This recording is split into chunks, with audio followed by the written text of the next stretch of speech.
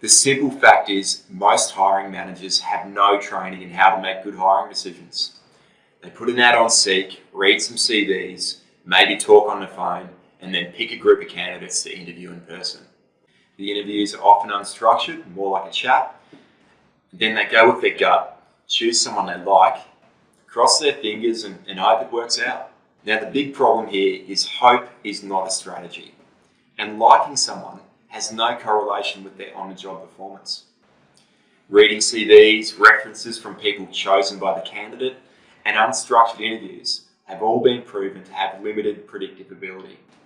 It's great for cultural fit, but if they can't do the job required, then you're going to get frustrated pretty quickly when you realise you've wasted a lot of money onboarding them and now you have to repeat the process to find someone who can actually do the work.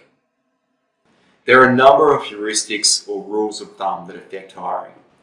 You can go into more detail on them in another one of my videos, but for our purposes here, let's just take some advice from Nobel laureate in economics, Daniel Kahneman. In his famous book, Thinking Fast and Slow, he identifies two different types of thinking in the brain. System 1, or thinking fast, is intuitive, emotional, and makes snap judgments. System 2, or thinking slow, is the deliberate thinking involved in reason and analysis. Now, System 1 functions mainly by jumping to conclusions based on experience, which can lead to bad decisions when the situation is unfamiliar, the stakes are high, or there's time pressure. It basically bets on an answer. Now contrast this with System 2, which is in charge of doubting these fast intuitive answers. But unfortunately, it's a bit lazy and it can be easily tricked by our gut feelings when under strain. Basically, our brains are not very good at statistical analysis and weighting the factors that are important. When it comes to hiring, our brain can't easily answer the question, will this be a high performer? So we subconsciously answer the question, do I like you, instead. Now none of us like to think we're doing this, but we do. It's called substitution, and it's one of the most common cognitive biases that affects hiring. As Kahneman said, when faced with a difficult question, we often answer an easier question instead, usually without noticing the substitution. There's a lot of literature available, but it's still not well known in business how unreliable professional judgment is.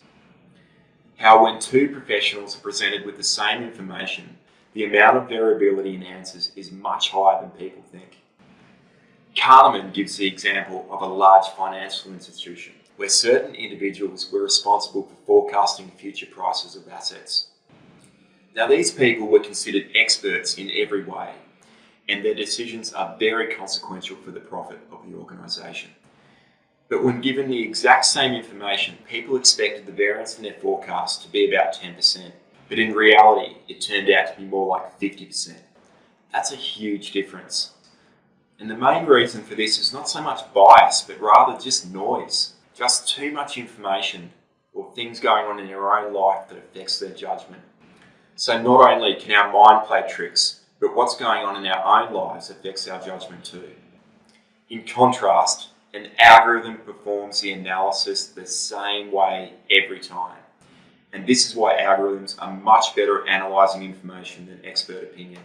In fact, when you compare expert opinion with formulas or algorithms, a little over half the time, the algorithm wins outright. The remainder, it's a draw.